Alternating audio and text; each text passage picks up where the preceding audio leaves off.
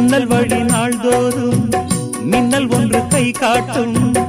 அம்மம்மா என்னைத்தான் ஆசைகளில் நீராட்டும். எனக்கும் உனக்கும் இருக்கும் நெருக்கம் இளமை தொடங்கி முதுமை வரைக்கும். இரவும் பகலும் உறவை வளர்க்கும், இடையில் இருக்கும் தடையை தகர்க்கும்.